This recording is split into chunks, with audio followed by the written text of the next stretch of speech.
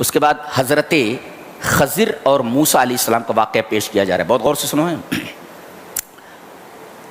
ایک دفعہ حضرت موسیٰ علیہ السلام، جیسا کہ بخاری کی روایت ہے، انہوں نے بہت اچھا واعظ کیا، بہت اچھی اسپیچ دی۔ تو ایک صاحب نے کہا کہ دنیا میں آپ سے بڑا کوئی عالم ہے؟ بولے نہیں، میں ہی سب سے بڑا عالم ہوں۔ اللہ تبارک و تعالیٰ کو ان کی یہ بات ناپسند لگی، پسند نہیں آئی۔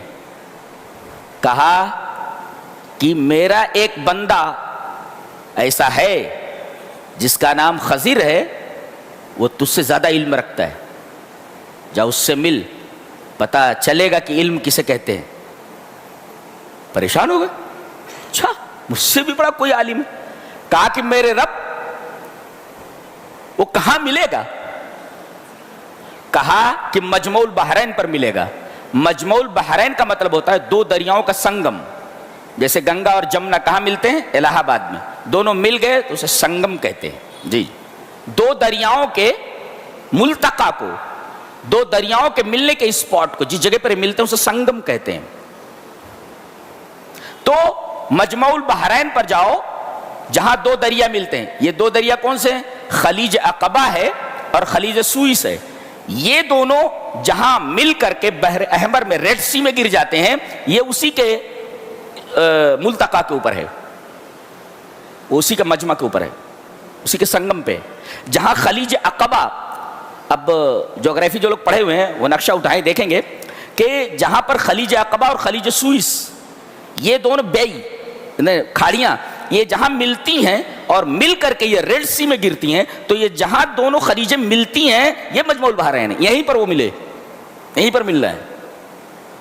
اور رخت سفر باندھ لیا۔ اس میں ایک نقطہ یہ ملا، علم حاصل کرنے کے لیے سفر کرنا چاہیے، گھر بیٹھے علم نہیں ملتا۔ جی جی جی، دور دراز کا سفر کرنا چاہیے۔ نبی ہیں مگر علم کا شوق دیکھو۔ اپنے خادم یوشع ابن نون کو لیا اور چل پڑے۔ اللہ نے بتایا کہ ملنے کی ایک علامت ہے کہ ایک مچھلی لے لو، اور انہوں نے مچھلی تل لی اور زنبیل میں رکھ لی۔ یہ مچھلی جہاں نکل کر کے سمندر میں چلی جائے گی وہیں ملاقات ہوگی۔ اللہ اکبر۔ ایک جگہ رکے اور وہاں پر ٹفن رکھ دیا، وہ زنبیل رکھ دی، اس کے بعد آگے نکل گئے۔ کہا کہ ادھر کھانا نکالو۔ کہا کہ اللہ کے رسول اس میں تو مچھلی ہے ہی نہیں۔ کہا کہ پیچھے پلٹو۔ فرتدا علی آثارہما قصصا، الٹے پاؤں اسی راستے پر پیچھے کی طرف آئے، اور جب وہاں پہنچے تو دیکھا اللہ تبارک و تعالیٰ نے وہاں سرب بنا رکھا۔ سرب کا مطلب ہوتا ہے مچھلی اگر ایسے پانی سے جاتی ہے تو ایک راستہ بنتا ہے، مچھلی چلی گئی مگر راستہ بنا ہوا ہے۔ اللہ اکبر۔ اللہ تبارک و تعالیٰ نے وہ راستہ بنا رکھا ہے، وہ پہنچا رہے یہیں سے مچھلی گئی ہے۔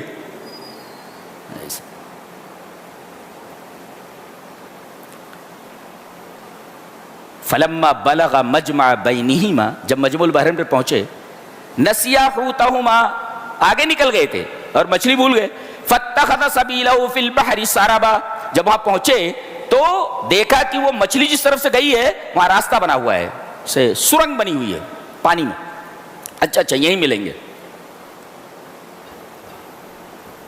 ملے حضرت، وہ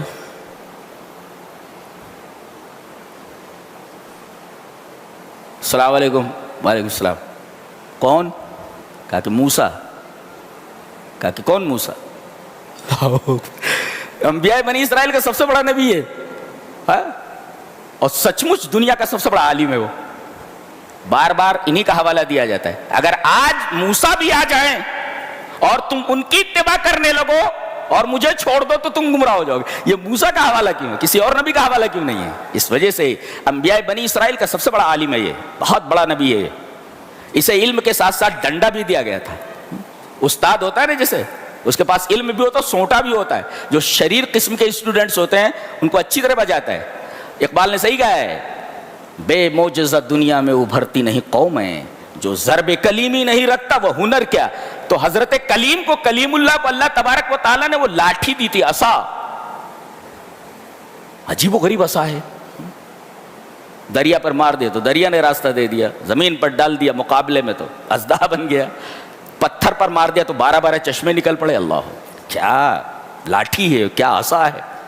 یہ اسی پیغمبر کے پاس ہے۔ کہا کہ کون؟ کہا کہ موسیٰ. کہا کہ کون موسیٰ؟ اس کا مطلب یہ اتنا بڑا عالم ہے کہ اتنے بڑے عالم کا نام بھی نہیں جانتا ہو. کہا کہ موسیٰ بنی اسرائیل. کا اچھا تم ہی ہو بنی اسرائیل کا موسیٰ ہو. اچھا جی. کہیے کیسے آنا ہوا؟ کیسے آنا ہوا؟ کہا کہ آپ کے پاس جو اللہ تبارک و تعالیٰ نے علم لدن عطا کیا ہے، ایک ہوتا ہے علم مکتسب، حاصل کیا ہوا علم. علم مکتسب میں واسطہ ہوتا ہے. جیسے میں طالب علم ہوں اور یہ استاذ ہیں، اب میں نے علم کو ان سے سیکھا ہے تو یہ واسطہ ہیں، برابر ہے. یہ علم مکتسب ہے. اور علم لدن بیچ میں واسطہ ہی نہ ہو، ڈائریکٹ اللہ تبارک و تعالیٰ آپ کا معلم ہو، ہاں بیچ میں واسطہ نہ ہو. تو علم لدنی اور علم مکتسب کے درمیان فرق سمجھ میں آیا؟ علم مکتسب وہ جو حاصل کیا جائے، بیچ میں واسطہ ہو، اور علم لدنی وہ ہے جس میں واسطہ نہ ہو، ڈائریکٹ اللہ ہی معلم ہو. دیکھیے ڈائریکٹ اللہ معلم ہے ان کا. کن کا؟ حضرت خضر کا. اور کیسا علم ہے معلوم ہے؟ یہ پردہ لگا ہوا ہے، ہماری نگاہ اس پردے کے اوپر ہے، لیکن حضرت خضر کو وہ علم دیا گیا تھا کہ پردے کے پیچھے کیا چیز ہے. یہ بہت بڑا علم ہے. یہ حضرت موسیٰ کی نگاہ صرف پردے کے اوپر ہے، دروازے کے اوپر ہے، دروازے کے پیچھے کیا ہے وہ حضرت موسیٰ کو معلوم نہیں. حضرت خضر کو وہ علم ہے، بہت گہرا علم، یہ عجیب و غریب علم ہے. یہ کہا کہ میرے ساتھ رہ کر تم صبر نہیں کرو گے، صبر نہیں کر پاؤ گے. یعنی اب داخلہ لینا نہیں چاہ رہے یہ اپنے اسکول میں. یہ داخلہ لینے گئے، وہ داخلہ لینے پر تیار نہیں ہے جب تک کہ ان کی ایک شرط منظور نہیں کر لی انہوں نے. کیا؟ وَلَا آسِي لَكَ أَمْرًا، میں آپ کے کسی حکم کی نافرمانی نہیں کروں گا. بولے ہر بات پر تمہیں صبر کرنا پڑے گا؟ بولے ہاں کروں گا. کہا کہ جو بھی میں کروں گا بولنا نہیں. ٹھیک ہے نہیں بولوں گا. قَالَ فَإِنِ اتَّبَعْتَنِي فَلَا تَسْأَلْنِي عَنْ شَيْءٍ، اگر میرے ساتھ رہنا چاہتے ہو تو شرط یہ ہے کہ کسی چیز کے بارے میں سوال نہیں کرو گے. فَلَا تَسْأَلْنِي عَنْ شَيْءٍ حَتَّى أُحْدِثَ لَكَ مِنْهُ ذِكْرًا، میں خود بیان کر دوں گا نا کہ میں نے ایسا کیوں کیا ہے. آپ کو سوال کرنے کی ضرورت نہیں ہے. دونوں چلے. اب دریا کے اس پار جانا تھا. اب کشتی والا وہاں کشتی لیے کھڑا تھا، دیکھا کہ دو سیدھے سادھے مولوی جیسے دکھ رہے ہیں، غریب لوگ ہیں، آئیے آئیے، بیٹھ گئے. اب جیسے کشتی بیچ دریا میں پہنچی تو اس کے تختے اکھاڑنے لگے. کون؟ حضرت خضر. اب دیکھا کہ یہ تختے اکھاڑ رہے ہیں. فَانْطَلَقَا حَتَّى إِذَا رَكِبَ فِي السَّفِينَةِ خَرَقَهَا قَالَ أَخَرَقْتَهَا لِتُغْرِقَ أَهْلَهَا، ارے آپ تختے اکھاڑ رہے ہیں تاکہ کشتی والے ڈوب جائیں؟ آپ کشتی والوں کو ڈبونا چاہتے؟ بہت غلط کام کیا آپ نے. لَقَدْ جِئْتَ شَيْئًا إِمْرًا، یہ بہت خراب چیز ہے آپ نے جو کی ہے. قَالَ أَلَمْ أَقُلْ إِنَّكَ لَن تَسْتَطِيعَ مَعِيَ صَبْرًا، میں بولا نہیں تھا کہ تم صبر نہیں کر سکو گے؟ ایک استاد کی ڈانٹ ہے ایک شاگرد کو. اچھا اس میں ایک عجیب بات کہی گئی ہے. قال اخرقت، نبی کا بولا ہے کیا تم تختے اکھاڑ رہے ہو تاکہ کشتی والوں کو غرق کر دو؟ یہ نہیں کہا کہ ہم لوگوں کو غرق کر دو، ہم نہیں کہا. اس کا مطلب نبی جو ہوتا ہے اپنے سے زیادہ فکر اپنی امت کی کرتا ہے جی. اور سب سے بہترین انسان ہوا جو اپنے سے زیادہ دوسروں کی فکر کرے. یہ تعلیم دی گئی. جی جی جی یہ کیا کتاب ہے، سبحان اللہ. قال لا تؤاخذنی بما نسیت، بھول گیا تھا میں، چلیے معاف کر دیجئے. ٹھیک ہے. جب کشتی ساحل سے لگی اس کے بعد آگے بڑھے تو ایک گاؤں تھا، گاؤں کے باہر ایک لڑکا کھیل رہا تھا، اس کی منڈی پکڑی توڑ دی، مر گیا وہ. فانطلقا حتى اذا لقي غلاما، ایک بچے سے ملاقات کی، فقتله، اس کی منڈی مروڑ دی، قتل کر دیا. قال قتلت نفسا زکیۃ بغیر نفس لقد جئت شیئا نکرا. پہلے امرا کہا. امرا کا مطلب ہوتا ہے کوئی ایسی چیز کرنا جو ریپیئر ہو سکے. کشتی کے تختے اکھاڑ رہے ہیں نا تو ریپیئر ہو سکتی ہے، لیکن یہ تو آدمی مر گیا تو وہاں نکرن استعمال کیا، یعنی جو ریپیئر نہ ہو سکے. مرا ہوا آدمی زندہ کیسے ہو سکتا ہے؟ تو جہاں ریپیئر ہو سکے وہاں امرا ہے، اور جہاں ریپیئر نہ ہو سکے وہاں لقد جیت شیئن نکرا ہے. پہلے امرا بولے ہو کشتی کے بارے میں، اور یہاں کیا بول رہے ہیں؟ لقد جیت شیئن نکرا. قال الم اقل لک انک، پہلے تک قال الم اقل لک نہیں بولے تھے، قال الم اقل لک، پہلے کہا تھا میں نے کہا تھا نا کہ تم صبر نہیں کر سکو گے. اب یہاں کیا کہہ رہے ہیں؟ میں نے تم سے نہیں کہا تھا، ابھی دیکھو تم کہہ رہے ہیں نا، یعنی اب یہ دوسری بار ہو گیا، بہت ہو گیا. اب قال الم اقل لک انک، یہ کلام کا انداز دیکھ رہے ہیں آپ کتنا حسین انداز ہے. قال الم اقل لک انک لن تستطيع معي صبرا. اب یہ خود بول رہے ہیں قال ان سألتك عن شيء بعدها فلا تصاحبني، اس کے بعد اگر میں سوال کروں گا تو مجھے اپنے ساتھ مت رکھیے گا. فلا تصاحبني، اور آپ کے پاس میری طرف سے عذر رہے گا. فانطلق، چلے. حتی اذا اتیا اہل قریۃ استطعما، ایک گاؤں میں پہنچے، دونوں بھوکے تھے. پتہ یہ چلا کہ دونوں انسان ہیں یہ. جی یہ کہتے ہیں یہ فرشتے تھے، کوئی کہتا ہے کہ یہ جن تھے. نہیں، یہ دونوں نے کھانا مانگا، اس کا مطلب انسان تھے دونوں، اس لیے ان کو کھانے کی ضرورت تھی. فرشتے ہوتے حضرت خضر تو ان کو کھانے کی ضرورت نہیں تھی. استطعما تسنیہ کا صیغہ استعمال کیا گیا ہے. جی دونوں نے کھانا مانگا. اتنے بخیل تھے گاؤں والے. فابوا ان یضیفوہما، دو آدمیوں کو کھانا نہیں پرووائڈ کر سکے، دو آدمیوں کو کھانا نہیں دے سکے. رات بھر بیچارے بھوکے پیاسے پڑے رہے. صبح جب گاؤں میں سے جانے لگے تو دیکھا کہ ایک دیوار ہے گاؤں کی، ایک گھر ہے، گھر کی ایک دیوار ہے وہ گرا چاہتی ہے. A wall is going to collapse، گرنے والی ہے. ایک دیوار ہے ریڈی ٹو فال ڈاؤن، بالکل گرنے والی ہے وہ. بس یہ وہاں کھڑے ہوئے اور انہوں نے اپنی جو خدا داد طاقت تھی، اللہ نے جو عطا کی تھی، انہیں سیدھا کر دیا اس دیوار کو. اب یہ تو جلے بھنے تو تھے ہی، غصے میں تو تھے ہی. قال لو شئت لاتخذت علیہ اجرا. اتنے بخیل لوگ کہ دو آدمیوں کا کھانا نہیں دے سکے اور آپ نے فری میں ایک گھر کی دیوار سیدھی کرتی. لو شئت لاتخذت علیہ اجرا، پیسے لے لیتے تھے، پیسے لے لیتے تھے. قال هذا فراق بینی و بینک، چلیے آپ اب میرے ساتھ نہیں رہ سکتے. آپ بار بار بولتا ہوں کہ ٹوکنا نہیں، سوال نہیں کرنا، بار بار ٹوک دیتے ہو. قال هذا فراق بینی و بینک، اب ہم تمہیں اپنے ساتھ نہیں رہ سکتے. لیکن جاتے جاتے ان تینوں کا سبب، ان تینوں چیزوں کی وجہ وہ جانتے جاؤ. اما السفینۃ فکانت لمساکین یعملون فی البحر، یہ جو کشتی ہے یہ مسکین لوگوں کی ہے، اس میں بیچارے مچھلیاں پکڑتے ہیں، بیچتے ہیں، کھاتے ہیں. دیکھو کشتی ہے مگر مسکین کہا گیا.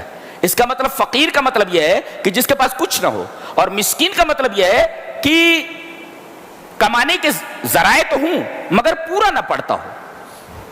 تو جس طرح فقیر ہماری زکوٰۃ کا مستحق ہے، ایسے مسکین بھی ہماری زکوٰۃ کا مستحق ہے. دیکھو کشتی ہے مگر انہیں مسکین کہا گیا. اچھا دوسری چیز، آلات کے اوپر زکوٰۃ نہیں ہے. مثلا آپ نے مشینیں لگا رکھی ہیں اور ایک ایک مشین 10-20 لاکھ کی ہے جس سے آپ کوئی پروڈکٹ بناتے ہیں، تو ان مشینوں کے اوپر زکوٰۃ نہیں ہے، بلکہ اس پروڈکٹ کے اوپر جو نفع ہے اس نفع کے اوپر اگر سال گزر جائے تو 2.5% کے حساب سے نکالنا. جی کہتے ہیں کہ میں نے اس کشتی کو خراب یہ کیا کہ آگے ایک بادشاہ رہتا ہے، کوئی اچھی چیز دیکھتا ہے، اچھی کشتی دیکھتا ہے نا، اسے زبردستی لے لیتا ہے. وَكَانَ وَرَاءَهُم مَلِكٌ يَأْخُذُ كُلَّ سَفِينَةٍ غَصْبًا، ہر کشتی کو جو اچھی دکھتی ہے غصب کر لیتا ہے وہ. ایک مفسر اس پہ لکھتا ہے قد تبتلا بزر اصغر لیدفع به زر اکبر، کبھی کبھی تمہیں چھوٹی تکلیف کے اندر مبتلا کیا جاتا ہے تاکہ اس کے ذریعے اللہ بڑی تکلیف کو تم سے دور کر دے. لہذا کوئی چھوٹی تکلیف آئے تو اللہ یہ کہہ رہا ہے کہ پریشان ہونے کی ضرورت نہیں، کوئی بڑی مصیبت آنے والی تھی، اس کی وجہ سے ٹال دی گئی ہے. جی یہ دیکھو چھوٹی مصیبت ہے، تختے اکھاڑ دینا، نہیں تو پوری کشتی چلی جاتی نا، بڑی مصیبت تھی آگے. اس کی وجہ بتائی انہوں نے. اچھا وَأَمَّا الْغُلَامُ، یہ جس بچے کی گردن مروڑ دی میں نے، جانتے ہو یہ کون تھا؟ یہ اس کے ماں باپ مومن تھے، اس کے ماں باپ مومن ہیں، اور یہ بچہ آگے چل کر کے اپنے ماں باپ کے ایمان کے لیے، دیکھیے وَأَمَّا الْغُلَامُ فَكَانَ أَبَوَاهُ مُؤْمِنَيْنِ، اس کے ماں باپ مومن ہیں اور یہ آگے چل کر کے یہ کافر ہونے والا ہے، یہ کافر ہے، یہ تو کہیں محبت میں آ کر کے اپنے بیٹے کے محبت طبعی میں پھنس کر کے کہیں یہ اللہ کی اطاعت سے نکل نہ جائیں اور سرکشی میں مبتلا نہ ہو جائیں ماں باپ، اور کفر نہ کریں۔ اس میں ایک نکتہ ہے کہ ایمان اتنی قیمتی شے ہے کہ اس کے مقابلے میں بچے کو بھی قربان کیا جا سکتا ہے۔ جی، بچے سے آدمی فطری طور پر محبت کرتا ہے، لیکن ایمان اتنی قیمتی شے ہے کہ بچے کو ایمان کے اوپر قربان کیا جا سکتا ہے، لیکن ایمان کو ہاتھ سے نہیں جانے دینا ہے۔ جی، اور اس کے بعد وجہ بتا رہے ہیں، میں نے منڈی مروڑ دی اس کی، اب فَأَرَدْنَا أَن يُبْدِلَهُمَا، اللہ نے یہ کہا ہے کہ اس کے بدلے انہیں ایک بہترین بچہ دینے والے، یہ کافر بچہ ہے جو اپنے ماں باپ کے ایمان کے لیے آزمائش بن سکتا تھا، لیکن اس کے بدلے ہم ایک بہترین بچہ دینے والے ہیں ان کو۔ کیسا ہوگا وہ؟ خیرا منہ زکاۃ واقرب رحما، جو اللہ کا بھی فرما بردار ہوگا اور اپنے ماں باپ کے اوپر بہت زیادہ رحیم ہوگا۔ رحما یہ رحمت کے اندر مبالغہ ہے، ایک ہے ماں باپ کے ساتھ حسن سلوک کرنا اور ایک ہے ماں باپ کے ساتھ محبت سے آگے بڑھ کر کے رحمت کے درجے میں پہنچ جانا، یہ بہت بڑی بات ہے۔ لہذا سیکھو قرآن حکیم سے، اپنے ماں باپ کی عزت کرو، اور جیسے جیسے وہ بوڑھے ہوتے جائیں آپ کی محبت کے اندر، آپ کے حسن سلوک کے اندر اضافہ ہوتا جانا چاہیے۔ نہیں تو یہ دنیا تو هل جزاء الاحسان الا الاحسان ہے، نہیں ماں باپ کی خدمت کرو گے، تمہارے بچے بھی ہیں، خوب لات دیتے تم کو، خوب بری طرح لات دیتے تم، اس ہاتھ دے اس ہاتھ لے۔ وَأَمَّا الْجِدَارُ فَكَانَ لِغُلَامٍ، اور یہ گھر کی جو دیوار تھی جس کو میں نے سیدھا کر دیا، جانتے ہو اس دیوار کے نیچے یہ گھر 2 یتیم بچوں کا ہے، اور اس گھر کی اس دیوار کے نیچے اس کے باپ نے خزانہ گاڑ رکھا ہے، اور اس کا باپ نے ان دونوں کا باپ نے ایک تھا۔ وَأَمَّا الْجِدَارُ فَكَانَ لِغُلَامَيْنِ يَتِيمَيْنِ فِي الْمَدِينَةِ، مدینہ میں شہر، سٹی، اس شہر کے اندر یہ جو گھر تھا جس کی دیوار گرا چاہتی تھی، یہ 2 یتیم بچوں کی تھی۔